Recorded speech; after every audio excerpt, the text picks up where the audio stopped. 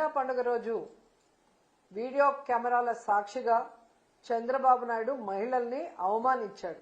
ముందుగా దానికి ఈ రాష్ట్ర మహిళలందరికీ చంద్రబాబు నాయుడు క్షమాపణ చెప్పాలి.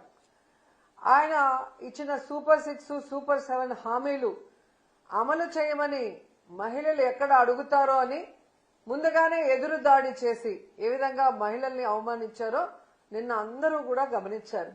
ఒసామా బిన్ లాడెన్ ప్రపంచానికి శాంతి పాఠాలు చెప్తే ఎలా అందరూ నవ్వుకుంటారో చంద్రబాబు నాయుడు నీతులు చెప్తే అలాగే. అసలు ఓటుకి నోటు అనే పరిచయం చేసిన వ్యక్తి చంద్రబాబు నాయుడు. ఎన్టీఆర్ గెలిపించుకున్న ఎమ్మెల్యేల్ని లాక్కొని ఎన్టీఆర్ కి వెన్నుపోటు పొడవడానికి అదే డబ్బును వాడాడు. వైస్రాయ్ హోటల్లో ఎమ్మెల్యేల్ని దాచిపెట్టి వాళ్ళకి బ్రీఫ్ కేసులతో డబ్బులు ఇచ్చి ఎన్టీఆర్ మీద ఎలా చెప్పులే ఇచ్చాడో ఇప్పటికి కూడా ఈ తెలుగు ప్రజలు మర్చిపోలేరు. అలాగే మీరు చూస్తే కేసీఆర్ గవర్నమెంట్ ని కూల్చడం కోసం ఏ విధంగా ఓటుకి నోట్ల కట్టలు రేవంత్ రెడ్డితో పంపించి ఆడియో వీడియోలతో సహా దొరికిపోయారో చంద్రబాబు నాయుడు చేసిన ఘనకార్యం అందరూ కూడా కళ్ళారా చూశారు.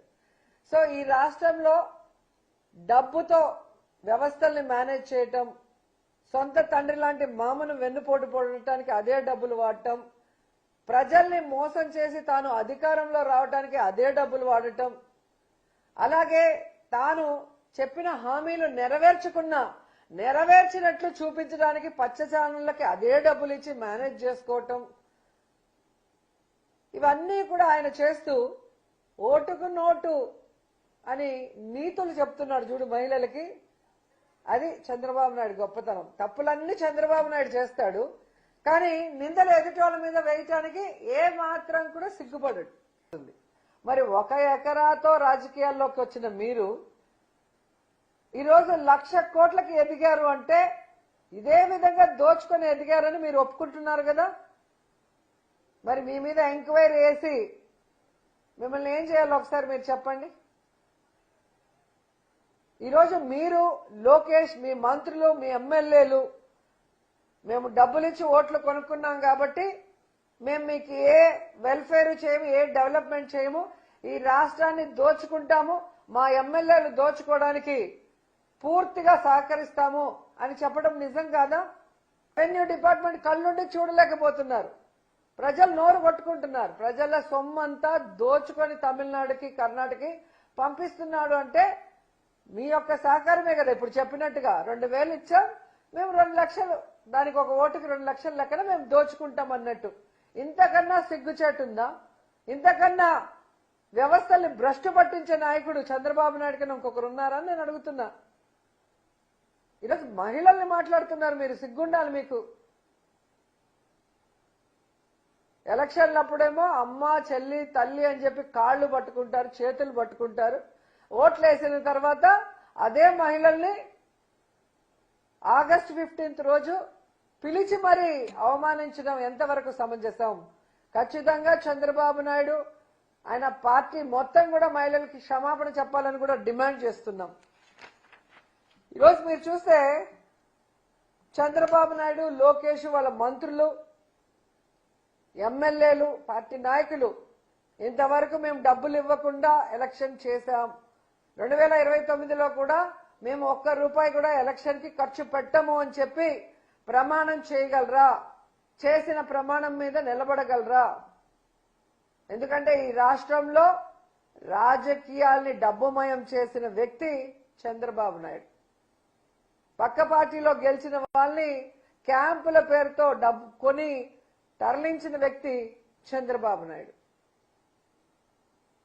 ఎవరినైనా కూడా వెన్నుపోటు పొడవటానికి, వాళ్ళని పార్టీ నిర్వీర్యం చేయడానికి ఉపయోగించేది డబ్బే చంద్రబాబు నాయుడు. టీఆర్పీని ఎలా తొక్కేసాడో మనం కళ్ళారా చూసాం. ఈరోజు జనసేన పార్టీని ప్యాకేజీలతో ఎలా తొక్కేస్తున్నాడో కూడా మనం కళ్ళారా చూస్తున్నాం. తన రాజకీయ భవిష్యత్తు కోసం ఎవరినైనా నోటుతో తొక్కేయడం చంద్రబాబు నాయుడుకి అలవాటు. కాబట్టి పచ్చ కామర్లోడికి లోకమంతా పచ్చగా ఉంటుందని పాపం అక్కడికి వచ్చిన అమాయకమైన మహిళల్ని మీరు మోసగత్తెలు, మీరు డబ్బులకు అమ్ముడుపోయి ఓట్లేశారు, మీరు డబ్బులు తీసుకున్నారు కాబట్టి ఇప్పుడు మీకు ఏం చేయట్లేదు ఎమ్మెల్యేలు అని చెప్పి సిగ్గు లేకుండా ఒక ముఖ్యమంత్రి స్థాయి వ్యక్తి చెప్పడం అనేది దిగజారుడుతనం అని కూడా ఈ సందర్భంగా తెలియజేస్తున్నా. సో దోచుకోవడానికి దాచుకోవడానికే ఈవీఎంలను మేనేజ్ చేసుకుని ఈరోజు ఈవీఎం సీఎం గా వచ్చి మహిళలకు మీరు నీతులు చెప్తారా? అనేవాడు ఎర్రోడైతే చెప్పేవాడు చంద్రబాబు నాయుడు అంట. చేసే ఎదవ పనులన్నీ చంద్రబాబు నాయుడు లోకేష్ చేస్తారు, కానీ పక్క వాళ్ళకి నీతులు చెప్తా ఉంటారు. ఫస్ట్ మీరు ఏదైతే హామీలు ఇచ్చారో ఆ హామీల్ని 100% నెరవేర్చండి. మీకన్నా వయసులో చిన్నవాడు జగన్మోహన్ రెడ్డి గారు, తను ఏమి హామీలు ఇచ్చారో 98% పూర్తిగా చేశాడు. కోవిడ్ వచ్చినా ఏమొచ్చినా కూడా కుంటి సాకులు చెప్పలేదు. ఆ రోజేమో జగన్మోహన్ రెడ్డి గారు ఇచ్చే ప్రతి ఒక్కటి ఇస్తాను, అంతకు మించి ఇస్తాను అని చెప్పిన నువ్వు ఈరోజు ఇవ్వాలనుంది, కానీ బాధగా ఉంది, డబ్బులు లేవు. నువ్వు దిగిపోయే రోజు 100 కోట్లు కూడా లేవు జగన్మోహన్ రెడ్డి ముఖ్యమంత్రి అయిన రోజు. కానీ ఏ రోజు నెగటివ్ కామెంట్ జగన్ గారు చేయలా. సంపద సృష్టించాడు, తను ఇచ్చిన హామీలను నెరవేర్చడమే కాకుండా ఈ రాష్ట్రంలో అనేక అభివృద్ధి కార్యక్రమాలు చేశారు. కానీ మీరు దిగేటప్పటికి 1000 కోట్లు పెట్టారు.